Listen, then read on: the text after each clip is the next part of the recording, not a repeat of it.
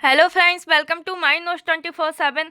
दोस्तों, दैनिक भास्कर न्यूज़पेपर के माध्यम से आज पटवारी भर्ती परीक्षा को लेकर एक नई अपडेट सामने आई है, जिसमें कि लिखा गया है कि जस्टिस वर्मा ने रिपोर्ट सौंप दी है और पटवारी भर्ती को क्लीन चिट मिल गई है। तो आइए इस न्यूज़ को डिटेल में पढ़ लेते हैं और जान लेते हैं कि क्या अब चयनित पटवारियों को नियुक्ति मिलेगी या अभी भी उन्हें इंतजार ही करना पड़ेगा।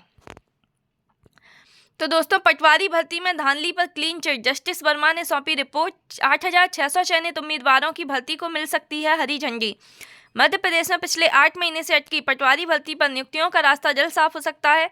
इस परीक्षा में गड़बड़ी के ऐसे सबूत जांच आयोग को नहीं मिले हैं जिसके आधार पर पूरी परीक्षा निरस्त की जाए। जस्टिस राजेंद्र वर्मा ने जांच के बाद सरकार को रिपोर्ट सौंप दी है। मतलब इन्होंने अपनी जांच पूरी कर ली है। जो जांच बिठाई गई थी उसे पूरा किया जा चुका है और उसकी रिपोर्ट अब सरकार को दे दी गई है। मध्य प्रदेश में पिछले 8 महीने से अटकी पटवारी भर्ती पर नियुक्तियों का रास्ता जल्द साफ हो सकता है।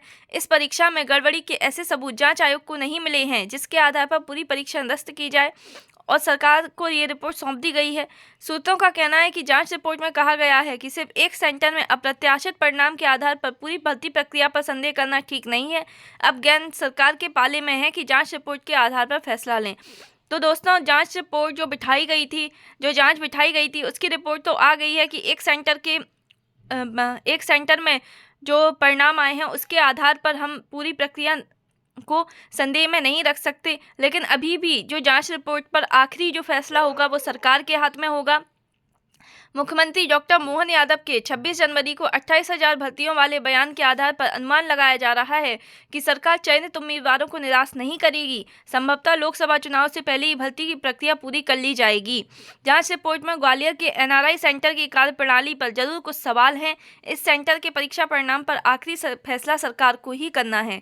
सूत्रों का कहना है कि जांच रिपोर्ट में कहा गया है कि सिर्फ एक सेंटर में अप्रत्याशित परिणाम के आधार पर पूरी भर्ती प्रक्रिया पर संदेह करना ठीक नहीं है और यहाँ पर सिर्फ एनआरआई कॉलेज है जो ग्वालियर का, उसी पर संदेह बताया गया है। और जो जांच रिपोर्ट में जो बिंदु दिए गए हैं वो भी मैं आपके साथ डिस्कस करती हूँ। तो यहाँ पर आप देखेंगे कि धांधली के आरोप, जांच और क्लीन चिट, क्या क्या आरोप लगाए गए थे, जांच में क्या क्या कहा गया है और किस प्रकार से उन्हें क्लीन चिट दी गई है। पहला है कि एक ही सेंटर से 114 लोग सिलेक्ट कैसे हुए। तो जांच में बताया गया है कि परीक्षा के लिए कुल 78 सेंटर बनाए गए थे।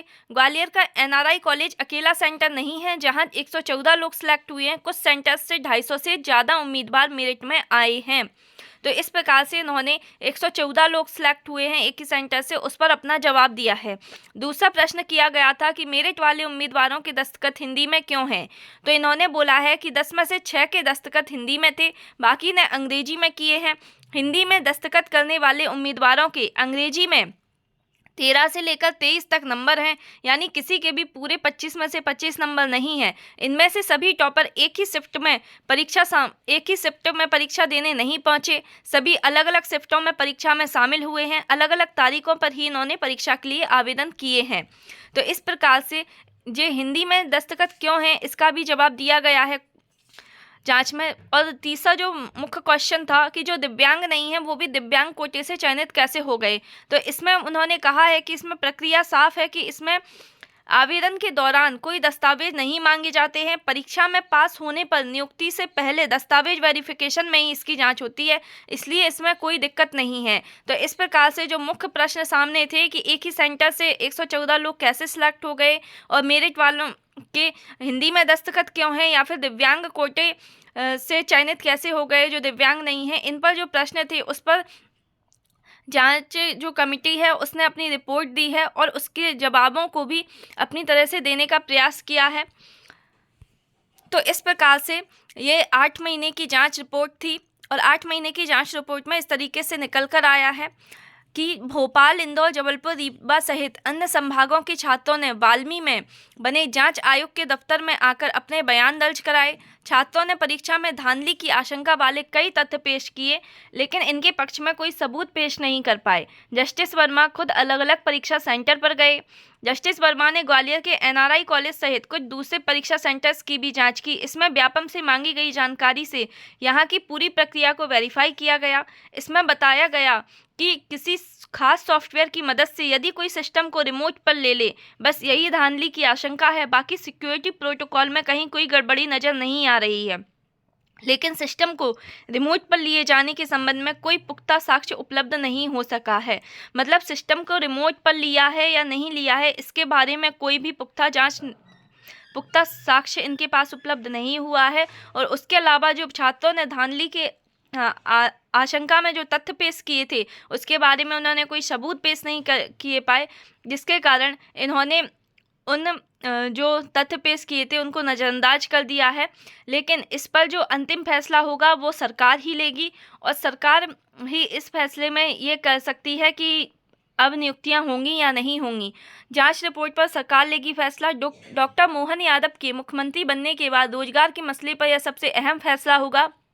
मुख्यमंत्री जांच रिपोर्ट पढ़ने के बाद खुद तय करेंगे कि भर्ती प्रक्रिया रद्द की जाए या चयनित उम्मीदवारों को नियुक्ति की प्रक्रिया शुरू की जाए। सरकार से जुड़े सूत्रों का कहना है कि मुख्यमंत्री चूंकि 26 जनवरी को 28,000 नियुक्तियों की बात कह चुके हैं, ऐसे में लोकसभा चुनाव से पहले भी नियुक्तियों को हरी झंडी दे सकते हैं।